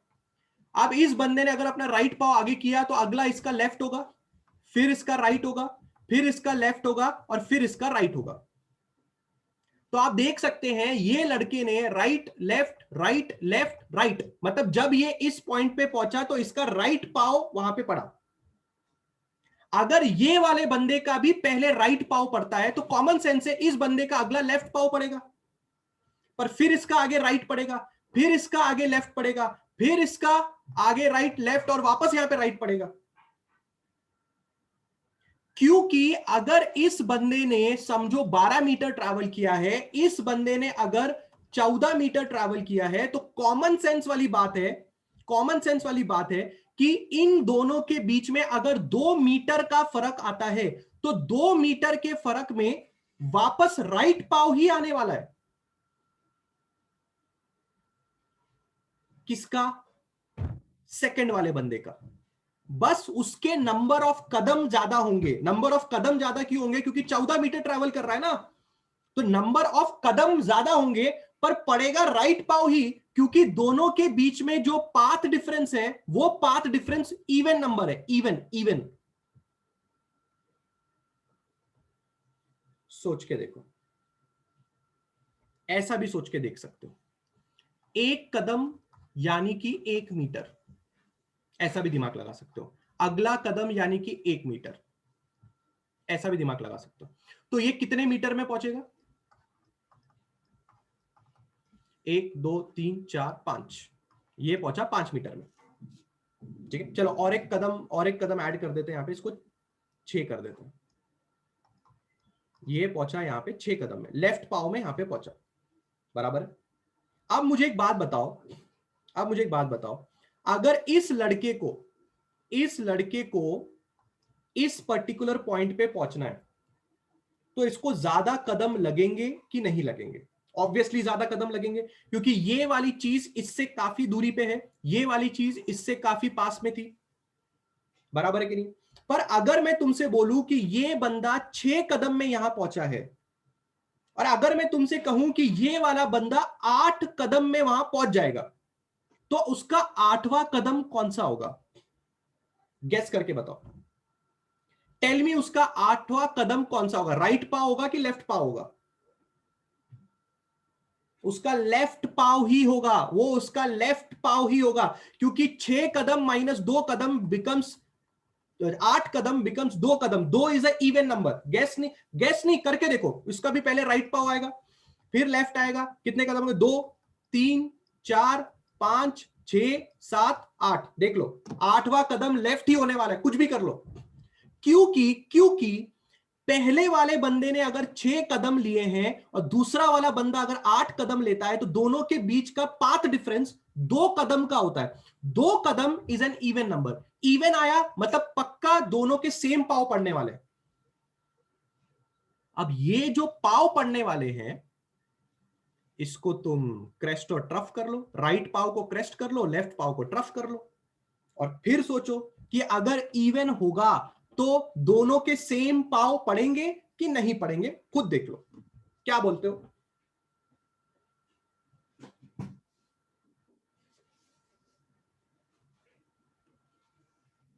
क्या बोलते हो?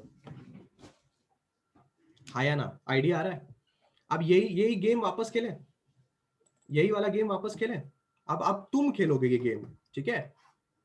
एक बंदा है 6 कदम में यहां पहुंचता है, दूसरा बंदा है उसको यहां पहुंचने के लिए, उसको यहां पहुंचने के लिए इस वाले बंदे को, इसको लगे 6 कदम, इस वाले बंदे को लगे 9 कदम। मैं तुम्हें साफ साफ बता रहा हूं कि इसका राइट पाव पहले आएगा, इसका भी राइट पाव पहले आएगा, पहले से बता दिया मैंने, क्योंकि मुझे पता है दोनों जुड़वा भाई हैं। ऐसा नहीं होगा कि ये अपना राइट पाव निकालेगा तो ये अपना लेफ्ट पाव निकालेगा, ऐसा नहीं। Both the boys are in same phase, the boys are in same phase. अब मुझे एक बात बताओ, अगर इस पॉइंट पे इसका छठवां कदम पड़ता है तो छठवां कदम कौन सा होगा? आर, दूसरा, तीसरा, चौथा, पांचवा, सिक्स्थ। चेक कर लो, राइट पहला कदम है, लेफ्ट दूसरा, तीसरा, चौथा, पांचवा, सिक्स्थ वन। क्या पहले वाले बंदे का लेफ्ट पाव वहां पे पड़ा? पड़ा कि नहीं पड़ा? कितने लोग इस बात पे यकीन करते हैं पहले वाले बंदे का लेफ्ट पाव पड़ा? 6 कदम मतलब लेफ्ट पाव, 6 कदम मतलब लेफ्ट पाव हुआ कि नहीं हुआ? यस। अब ये वाला बंदा 9 कदम लेने वाला है, ये वाला बंदा 9 कदम लेने वाला है। 9 कदम का मतलब क्या होगा रे?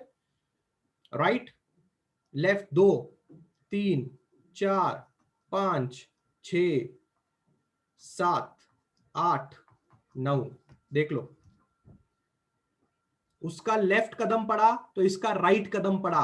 क्यों ऐसा हुआ? 9 माइनस 6 करना जरा, आंसर कितना आता है? 9 माइनस 6 करना जरा, 3 आता है। 3 कैसा नंबर है? 3 कैसा नंबर है?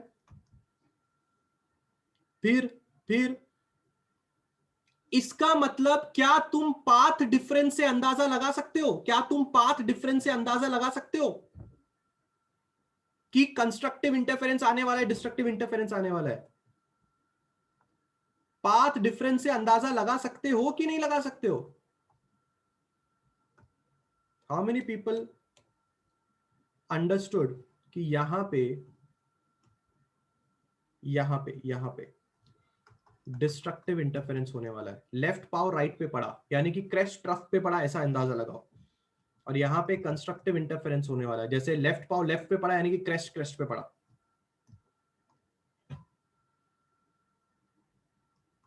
डन डनाडन। Is it clear? पूरा का पूरा खेल किसका है? टेल मी, पूरा का पूरा खेल किसका है? किस चीज का पूरा का पूरा खेल है? एक वर्ड जो आज तुम्हारे लिए सबसे ज्यादा इंपॉर्टेंट था।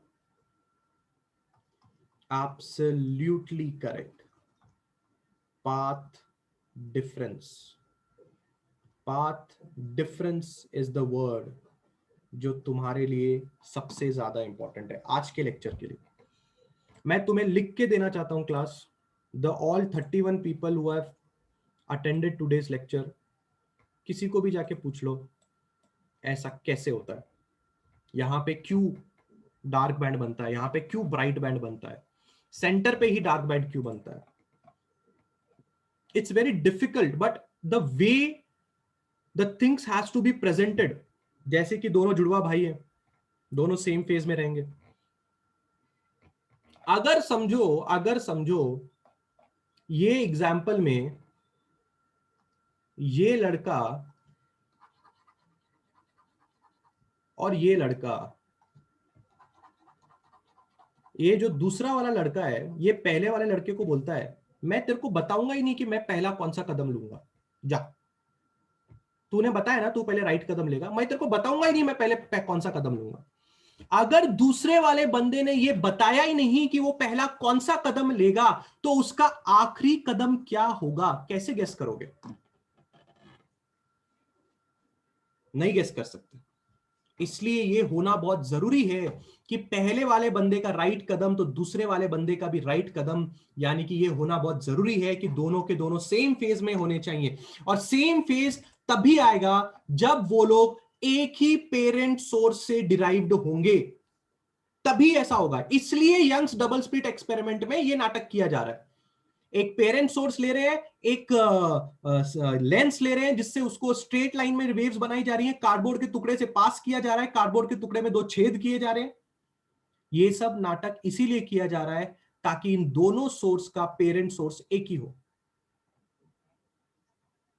सो आज के बाद अगर कोई आपको पूछा, ए जरा बता मेरे को ये सेंटर बैंड मैक्सिमम इंटेंसिटी क्यों देता है, सीधा सीधा बोलने का, उसका डेल्टा एक्स 0 है। बता यहां पे मिनिमम क्यों है, उसका डेल्टा एक्स ऑड है। यहां पे मैक्सिमम क्यों है, उसका डेल्टा एक्स इवन है। डायरेक्टली बताने का कितना है ये हम नहीं बता सकते, कैलकुलेशन करके बता सकते हैं। कैलकुलेशन मतलब हमारे पास अभी अगले लेक्चर में फॉर्मूलाज आएंगे, उन फॉर्मूलाज के बेसिस पे हम ये जरूर बता सकते हैं कि कितना होगा, पर इतना कंफर्म है कि ऑड ही होगा। पर जब फॉर्मूला आएगा तब वो ऑड नंबर किसके साथ जाएगा वो भी आपको बताऊंगा। Actually it's odd multiple of lambda by 2। Odd number होगा पर वो किसी के साथ होगा, वो वेवलेंथ के साथ ऑड नंबर होता है, वो हम डेरिवेशन में पढ़ेंगे। पर फिलहाल के लिए क्या आपके दिमाग में ये चीज क्लियर है, हाँ या ना?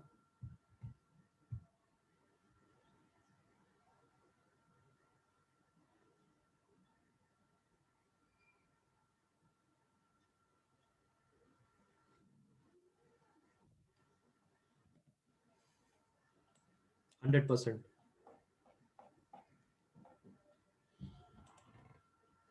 बढ़िया।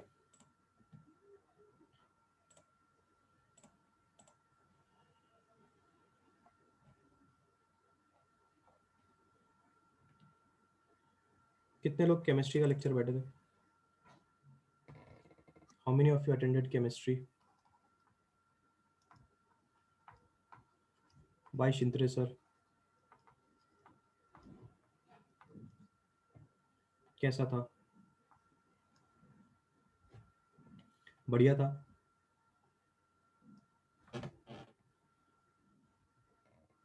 समझ में आया?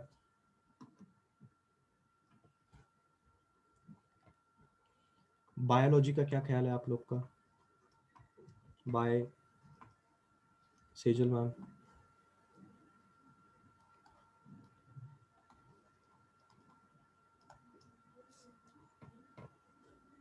बढ़िया है।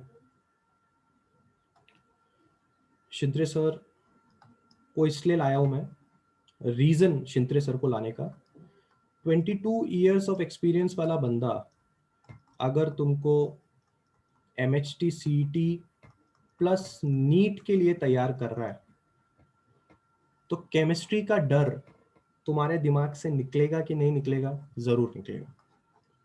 सर के पास, मैं खुद सर के साथ काम किया है, मैं खुद सर के साथ काम कर चुका हूं और मुझे पता है कि सर का केमिस्ट्री पढ़ाने का अंदाज इतना सोबर है। सोबर समझते हो तुम लोग? इतना इतना आराम से पढ़ाते हैं ना, उनकी वॉइस में एक अलग तरह का कामनेस है, आपको केमिस्ट्री से प्यार होने लग जाएगा। इस तरह का उनका लेक्चर लेने का तरीका है। अगर ऐसा एक बंदा आप लोग को MHT CET और नीट पढ़ाए सो मैं ऐसा समझता हूं कि बहुत ही बढ़िया हो जाएगा। बायोलॉजी के लिए अगर मैं सजल मैम की बात करूं तो नॉलेज बहुत खतरनाक है मैडम के पास।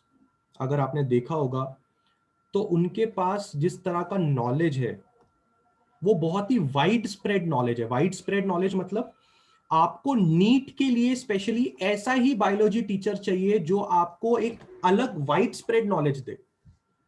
टेक्स्ट बुक तो नीट में आपको पढ़ाया ही जाएगा, टेक्स्ट बुक पढ़ाना मतलब टेक्स्ट बुक के थ्रू जो क्वेश्चंस होंगे वो तो कराए जाएंगे, वो तो करना ही है। नीट में हमें क्वेश्चंस ही प्रैक्टिस करने हैं, नीट में हमें एमसीक्यूज ही प्रैक्टिस करने हैं, वही हमारा कमाल है। नीट में हम या MSCT में हम सिलेबस नहीं पढ़ते बैठेंगे, हम इन दोनों क्रैश कोर्स में MCQ सॉल्व करने वाले हैं। This is the motive of NEET and उसका crash course. But textbook के MCQs या नीट के MCQs तो करने ही है, पर आपके पास एक वाइड नॉलेज भी होना चाहिए जो I think this biology teacher will give you. बाकी फिजिक्स और मैथ्स आपने 1 साल से हमसे पढ़ाई है, अब वो आप लोग ही बेहतर जानते हैं कि फिजिक्स और मैथ्स के जो टीचर्स हैं वो आपको नॉलेज दे सकते हैं नहीं दे सकते, वो आप खुद ही अंदाजा लगा सकते हैं। और बीच में आई थिंक हमने इंटेंसिटीज के या इन्फिनिटी के भी लेक्चर्स हमने लिए थे, उस वक्त भी आपने मेरा या सुरेंद्र सर का जेई पढ़ाने का तरीका या नीट पढ़ाने का तरीका या एमएसटी सीटी पढ़ाने का तरीका आपने उस वक्त जरूर देखा होगा। तो और बाकी जो अपने केमिस्ट्री के लिए आई थिंक विशाल सर थे, he is also a good faculty. Don't compare Shintre sir and Vishal sir, comparison कभी नहीं करना चाहिए दो टीचर्स के बीच में। बायो के लिए अपने पास विकास ओझा सर है, ये भी अच्छे हैं, कंपैरिजन वापस आप ना करें तो अच्छा होगा, ठीक है। हर एक बंदे का नॉलेज देने का तरीका अलग अलग होता है।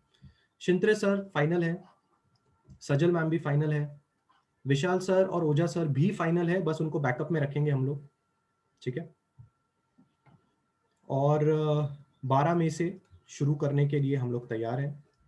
कल शाम में आपके वेबिनार है, आपको पता है ना कल शाम में वेबिनार है? कितने लोग को पता है वेबिनार है कल शाम में? टाइम आपके पास आ जाएगा, आज हम टाइम वगैरह आप लोग को अपडेट कर देंगे। कल संडे है, कल संडे को वेबिनार है जिसमें आप यानी कि स्टूडेंट और पेरेंट के लिए वेबिनार है। क्योंकि जब आप पैसा भरते हो तो पैसा आप खुद के जेब से नहीं भरते हो, आप पेरेंट के जेब से भरते हो। तो पेरेंट को ये पता होना जरूरी है कि कौन कौन आपको पढ़ाने वाले हैं, कैसे कैसे पढ़ाने वाले हैं, कब कब पढ़ाने वाले हैं, क्या क्या पढ़ाने वाले हैं, है नहीं? हाँ जी, मैं एनर्जी बैच की ही बात कर रहा हूँ, हम एनर्जी बैच की ही बात कर रहे हैं सायरा। आज आपसे फीस एनर्जी बैच में ले रहे हैं कि उड़ान बैच में ले रहे हैं? हाँ, एनर्जी बैच जिसको अपन क्रैश कोर्स वाला बैच बोल रहे हैं, ठीक है, जिसको अपन क्या बोल रहे हैं, क्रैश कोर्स वाला बैच बोल रहे हैं। उड़ान में क्या बात कर रहा है साइराज? फीस किस में ले रहे हैं, एनर्जी में ले रहे हैं, किस में ले रहे हैं, कौन से बैच में फीस ले रहे हैं साइराज? जल्दी रिप्लाई कर। आपने एनर्जी ज्वाइन नहीं किया तो करो ना ज्वाइन, किस बात का इंतजार है? और तुम्हें क्या क्या दूं वो बताओ। ऐसे ऐसे मार्केट से टीचर उठा के लाने में पैसा भी लगता है, प्लस उनके हाथ पैर भी जोड़ने पड़ते हैं, बहुत अलग किस्म की चीजें होती हैं। किसी ने बाहर क्रैश कोर्स का पता किया हो तो देख लो भाई कितनी फीस है, क्या है। अपना तो ये है फॉर पीसीएम पीसीबी और पीसीएमबी के लिए इतना है। मैं रिक्वेस्ट करूंगा आप लोगों से कि रजिस्ट्रेशन करके रखिए। फीस आप 11 तक पे कर सकते हैं।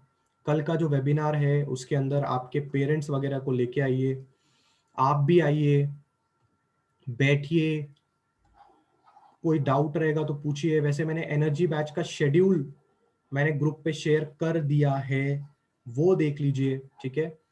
आपके रिवीजन लेक्चर्स जो होंगे वो आपके कंटिन्यू रहेंगे, don't take tension about the revision lectures, वो कंटिन्यू रहने वाले हैं, ठीक है।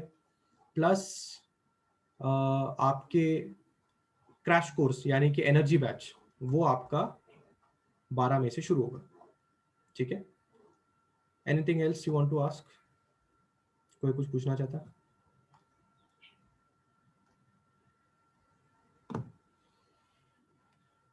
आएगा, अपडेट आएगा आप लोग को। अपना फिजिक्स का पोर्शन भी बाकी है ना, तो शायद मैं 1-2 दिन लूंगा अभी, और फिजिक्स का वेव ऑप्टिक्स खत्म करते हैं, उसके बाद सेमीकंडक्टर्स हैं वो भी खत्म करते हैं। किसी के दिमाग में और कोई सवाल? चले फिर।